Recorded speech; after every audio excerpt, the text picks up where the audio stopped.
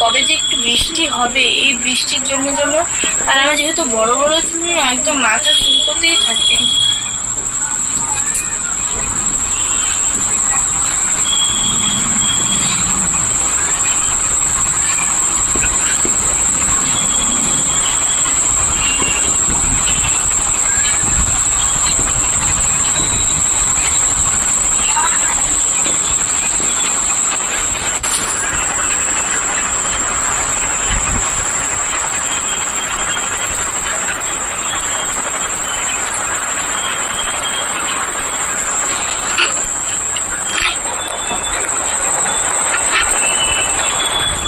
কি হলো, মেসেজগুলো দেখা যাচ্ছে না কেন? নেট প্রবলেম না কি বুঝতে পারছি না।